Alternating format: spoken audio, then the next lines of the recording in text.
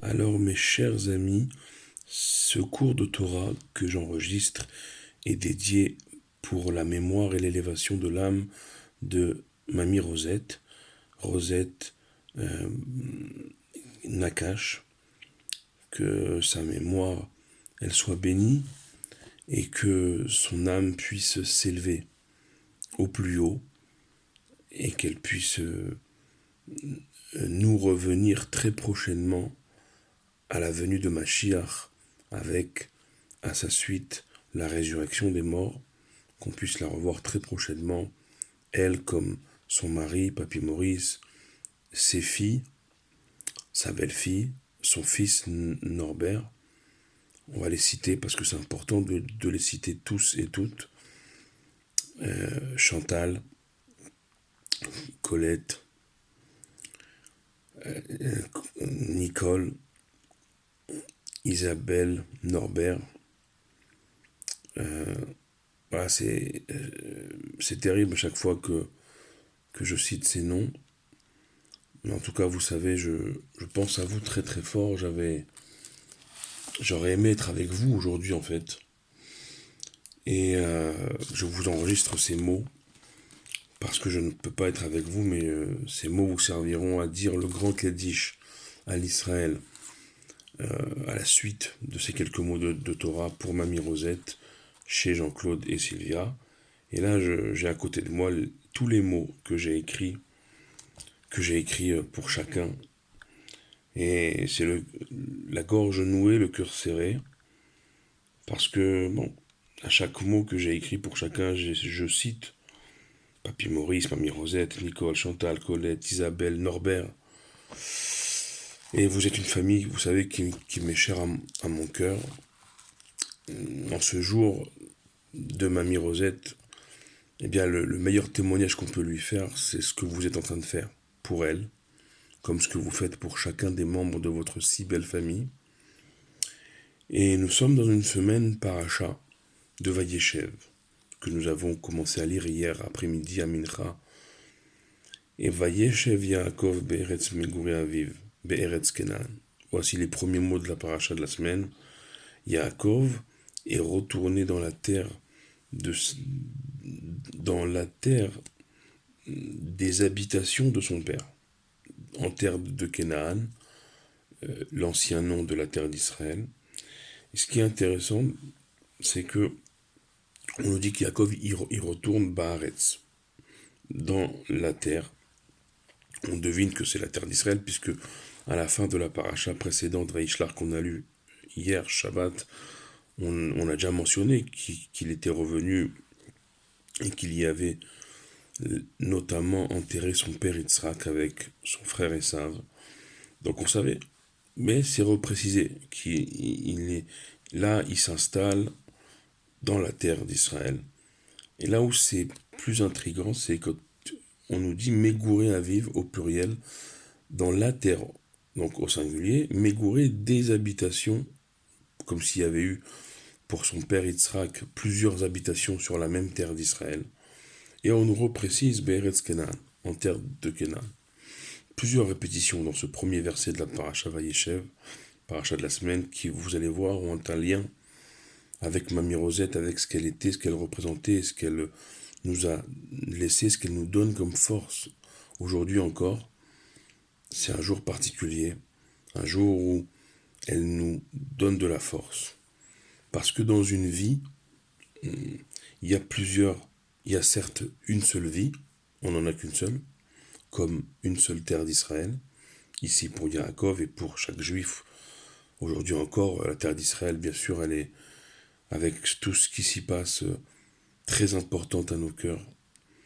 Mais dans cette vie unique, sur cette terre unique, il y a plusieurs habitations, c'est-à-dire il y a plusieurs étapes dans la vie. Il y a plusieurs voyages dans une vie, il y a plusieurs habitations dans une même vie sur une même terre. Et c'est ça que la Torah, que Dieu, à travers sa Torah, et à travers l'exemple de nos ancêtres, Yaakov ici, il nous donne comme leçon. C'est que malgré toutes les étapes de la vie, malgré toutes les habitations toutes les pluralités de la vie, parce qu'il y a plusieurs vies dans une seule et même vie.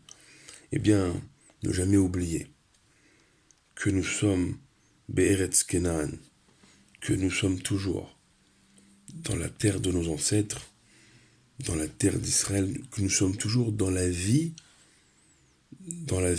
ce que vous faites actuellement, en ce moment où vous écoutez ces mots, dans la vie de famille. C'est ça en vérité, la répétition. La répétition, c'est pour indiquer le mot aviv, pour indiquer que ici, Yaakov, il a opéré un retour sur les habitations de son père, sur les étapes de la vie de son père. Il a fait un retour, un flashback sur la vie de son père, tout ce que son père a passé dans sa vie. Et ainsi, il a pu véritablement s'ancrer dans cette terre de Canaan, dans la terre d'Israël, s'ancrer dans sa vie à lui, la vie de Yaakov, plus en tant que fils, mais en tant que Yaakov, en tant que patriarche à part entière. Quand est-ce qu'il a pu faire ça? C'est quand il a revisité, il a réexploré ce qu'ont été les étapes, les habitations, les étapes de la vie de son père. Et ici, c'est une leçon. On veut avoir une vie pleine et entière. On veut avoir une meilleure vie. Où on veut prendre nos chers disparus comme une force. Et c'est ce qu'ils sont. Ils sont une force. Mais il faut savoir comment prendre ça. Concernant Mamie Rosette, vous la connaissez mieux que moi. Mais de ce que je me souviens, c'était une femme avec une résilience incroyable, qui a porté sur ses épaules, je dirais, toute la famille. Et que elle a l'épreuve de trop. Ça a été la perte de son amoureux de toujours, Papy Maurice, à tel point que je me souviens qu'elle pensait qu'il lui faisait une blague. Tellement l'amour, et c'est un exemple pour nous tous. Nous aujourd'hui, quand on se froisse avec quelqu'un, on prend tout de suite la poudre et on envoie tout valser. Mamie Rosette, elle était dans ses derniers instants avec son mari comme au premier jour, même si je n'ai pas connu ces premiers temps, et que vous êtes à même, vous les enfants, de vous rappeler, justement comme Yaakov, de retourner dans cette vie de vos parents, et de vous rappeler que ils étaient à la fin comme ils ont toujours été en fait, amoureux comme au premier jour, ensemble comme au premier jour. Et ça doit... Et pourtant, ils n'ont pas vécu une vie de palace. Ils ont vécu une vie d'abord en Algérie, où il a fallu tout quitter, avec des enfants en bas âge, et venir dans un pays qu'ils ne connaissaient pas, certes qui parlait la langue, mais quitter l'Afrique du Nord de l'époque pour arriver sur les côtes européennes de l'époque, dans un pays européen qui, à part la langue, qui n'a rien à voir avec de là où il venait. Et avec des enfants, je le dis, en bas âge, tout reconstruire en France. Et pas que reconstruire, construire au sens le plus noble du terme, une belle famille. Une famille incroyable que j'ai appris à connaître toutes ces années, que j'ai appris à aimer, que j'aime de plus en plus. Et Mamie Rosette, dans cette construction-là, elle avait ce rôle d'être celle qui était celle...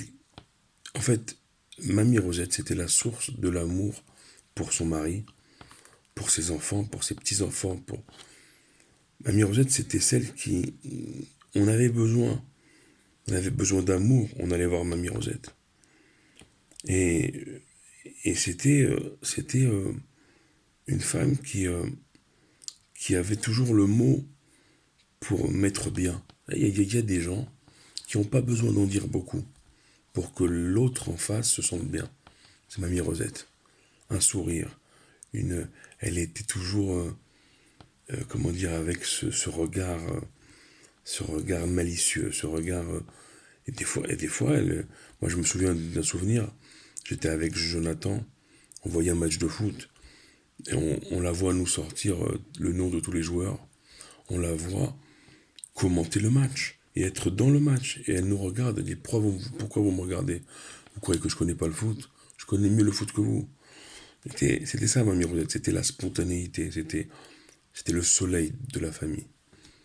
Et ce soleil-là, vous, vous le portez en vous, je le vois, que ce soit Jean-Claude, Yves, Monique, Jocelyne. Et je l'ai dit à Jean-Claude. J'ai dit, vous êtes aujourd'hui les garants de toutes ces personnes qui vous ont quitté. Et aujourd'hui, vous êtes devant Dieu pour Mamie Rosette.